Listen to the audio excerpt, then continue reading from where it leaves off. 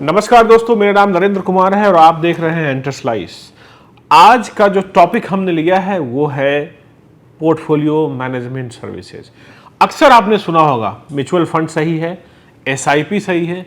जी हाँ, आज इन्वेस्टमेंट का एक जो नया मॉड्यूल जो आजकल बहुत फेमस है उसको हम कहते हैं पोर्टफोलियो मैनेजमेंट सर्विसेज। पीएमएस एक लाइसेंस होल्डर व्यक्ति होता है जो आपके बिहाफ पर आपके पैसे को शेयर मार्केट में, बॉन्ड में, सिक्योरिटीज़ में और यहाँ तक कि अनलिस्टेड शेयर्स में भी लगाता है, स्टार्टअप्स में लगाता है।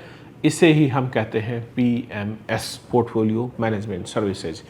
कैसे ये म्यूचुअल फंड से अलग है, कैसे एसआईपी से अलग है, और जब मैं आपको बताऊंगा कि पीएमएस का एनुअल रिटर्न कितना ज़्यादा रहा है, आप चौंक जाएंगे दोस्तों कि पीएमएस से इन्वेस्टमेंट कैसे करना चाहिए।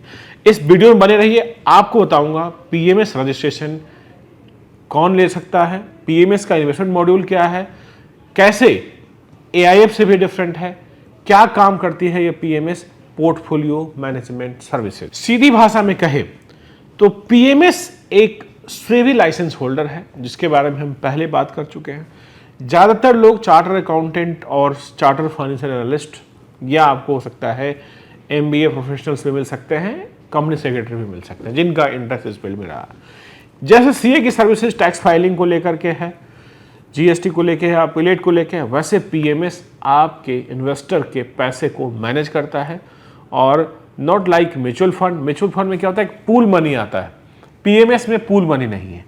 पीएमएस में आपके डीमैट से, जो डीमैट आपने खुलवाई होगी उसी डीमैट से पीएमएस इन्वेस्ट करता है। पीएमएस स्टॉक मार्केट में इन्वेस्ट कर सकता है और कई बार शॉर्ट टर्म के लिए इन्वेस्टमेंट करता है, कई बार लॉन्ग टर्म के लिए भी करता है। Because they are so specialise, तो मार्केट रिटर्न काफ़ी ज़्यादा होता है। पीएमएस 3 तरीके की होती है। पहला जिसे हम बोलते हैं डिस्क्रिशनरी पीएमएस। डिस्क्रिशनरी पीएमएस का मतलब यह है कि वो अपने आप, अपने विवेक के हिसाब से, अपने एक्सपीरियंस के हिसाब से आपके डीमैट से इन्वेस्ट करेगा, बाई करेगा, सेल करेगा, आपसे कुछ नहीं पूछना उसको, आपने वो एग्रीमेंट में मैंडेट दे दिया है। दूसरा है नॉन डिस्क्रिशनरी पीएमएस, जिसमें आपकी कंसेंट लेगा कि भाई ये वाला स्टॉक बाई कर रहा हूँ, ये वाला सेल करने वाला हूँ, क्या कहना है।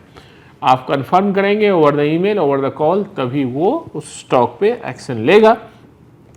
तीसरा पीएमएस जो सिर्फ एडवाइजरी देते हैं, यानी कि आपको एक पर्टिकुलर स्टॉक के पर्टिकुलर इंडस्ट्री को देख करके वो एडवाइस करते हैं कि इस सेगमेंट में आपको इन्वेस्ट करना चाहिए, आपको करना है, नहीं करना है, आपकी श्रद्धा है। पीएमएस में एक जो सबसे बड़ी बात है कि रिस्क प्रोफाइल पूरा आपके कंट्रोल में है।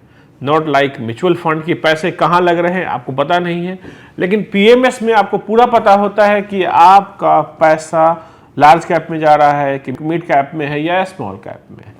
पीएमएस में पूरा कंट्रोल आपके डीमैट के थ्रू चलता है। अगर वो बॉन्ड भी बाई कर रहा है तो आप उसको देख सकते हो। लेकिन दोस्तों, पीएमएस की एक जो रिक्वायरमेंट है कि मिनिमम इन्वेस्टमेंट अमाउंट 50 लाख रुपए होनी चाहिए, तभी ये एचएनआई और जो हाई नेटवर्थ इंडिविजुअल है या जिनकी आमदनी अच्छी है उसके लिए सेगमेंट बना हुआ है। और जब आप रिटर्न जानेंगे भारत के पीएमएस का तो आपके होश उड़ जाएंगे। पीएमएस और म्यूचुअल फंड में अगर आप अंतर जानना चाहते हैं, म्यूचुअल फंड में 500 से लेके 5000 रुपये भी इन्वेस्ट कर सकते हैं, लेकिन पीएमएस में मिनिमम जो है इन्वेस्टमेंट अमाउंट 50 लाख रुपए रखी गई है। म्यूचुअल फंड एक पूल इन्वेस्टमेंट होता है जिसमें वो पूल करके पैसा लाते हैं, उसके हिसाब से स्ट्रिक्टेड, अगर लार्ज कैप है तो लार्ज कैप यानी कि बड़ी कंपनी जो है जैसे टाटा है, रिलायंस है, अदानी है, ऐसी कंपनी इन्वेस्ट करेगी। एचडीएफसी है, मीडियम कैप में इन्वेस्ट कर सकती है, स्मॉल कैप में तो उसको पहले ही डिस्क्लोजर देना पड़ता है। लेकिन पीएमएस में हो सकता है कि वो आगे पीछे भी कर सके। लार्ज कैप के लिए पीएमएस बनाई थी, प्रोडक्ट बनाया था, लेकिन लगा कि मार्केट में जो मिड कैप है वो अच्छा रिटर्न दे रहा है तो वो मिड कैप में स्विच हो सकता है। साथ में ही वो मार्केट में अगर देखता है कि मार्केट में स्लो डाउन है तो वो उस समय एफएनओ में भी जा सकता है, आपके पोर्टफोलियो को हेज करने के लिए, आपके पोर्टफोलियो को प्रोटेक्ट करने के लिए वो पुट बाई करता है। अगर उसने स्टॉक बाई करे हुई यानी कि इंश्योरेंस प्रीमियम भी लेता है। इसीलिए पीएमएस का रिटर्न सबसे ज्यादा रहा है भारतवर्ष में। पीएमएस ने पिछले साल 47% का रिटर्न दिया दोस्तों। जो डेटा अवेलेबल है, एग्रीगेट किया हमने, देखा 47% का रिटर्न है। एवरेज 24 से 25% पिछले 10 साल में पीएमएस ने रिटर्न दिए हैं। वहीं म्यूचुअल फंड पिछले साल तो नेगेटिव रहा है और अब तो बहुत ही मतलब 24-25 बहुत ज़्यादा खराब रहा स्टॉक मार्केट की वजह से। और पीएमएस की रिटर्न को एआईएफ से आप म्यूचुअल फंड से कभी कंपेयर नहीं कर सकते।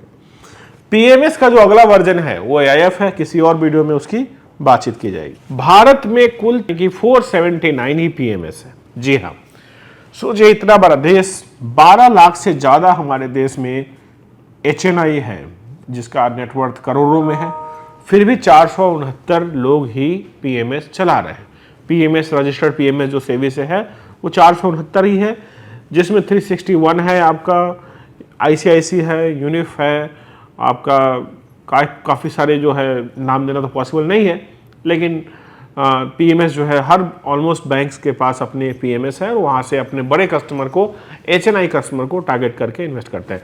अगर आपके पास पैसा स्पेयर है, आप सोच रहे हैं 50 लाख, 1 करोड़, 2 करोड़ एफडी में रखना है, इससे बढ़िया है कि आप किसी अच्छे पीएमएस जिनकी रिटर्न अच्छी है, रिटर्न कहाँ से मिलेगी, उनकी वेबसाइट से, उनको अथोराइज करके एक डीमेट अलग खोल के आप उनके थ्रू इन्वेस्ट कर सकते हैं। और दूसरी बात, अगर आप chartered accountant, company secretary, MBA professionals या सीएफए हैं, आपको अपना पीएमएस बनाना चाहिए।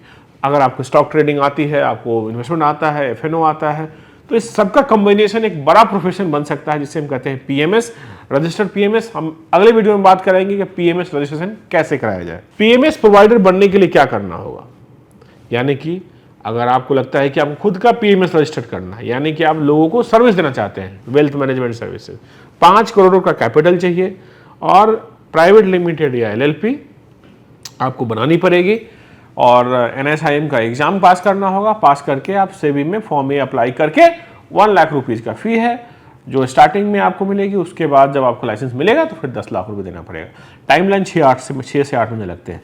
तो पीएमएस भी आप बन सकते हैं। दोस्तों, भारत में करीब करीब 5 lakh crore asset under management है जो पीएमएस देख रहा है। सोचिए कितना बड़ा अमाउंट है पीएमएस के पास, और पीएमएस की रिटर्न भी अच्छी रही है। पीएमएस में अलग अलग टाइप ऑफ इन्वेस्टमेंट मॉड्यूल है, हाइब्रिड है, इक्विटी सेंट्रिक मिलेगा आपको, लार्ज कैप का मिल सकता है। अमूमन 10 से 15 स्टॉक सेलेक्ट करके पीएमएस स्टॉक मार्केट में इन्वेस्ट करती है, बॉन्ड्स खरीदती है, हेज भी करती है।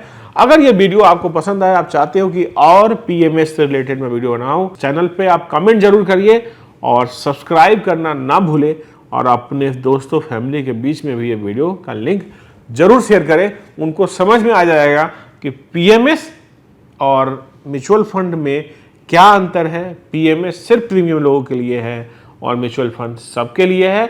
इसीलिए पीएमएस में रिटर्न ज़्यादा है, क्योंकि पीएमएस में अमाउंट ज़्यादा लगाना था। आपको वीडियो पसंद आया है, निश्चित तौर पर इस पर कमेंट जरूर कीजिएगा और अपने क्वेश्चंस हम तक जरूर लिख सकते हैं। लिखने के लिए आप info@enterslice.com पे मेल कर सकते हैं। कोई भी आपको सुझाव या किसी भी पीएमएस से रिलेटेड कोई शिकायत है, आप हमारी सर्विसेज ले सकते हैं। जय हिंद।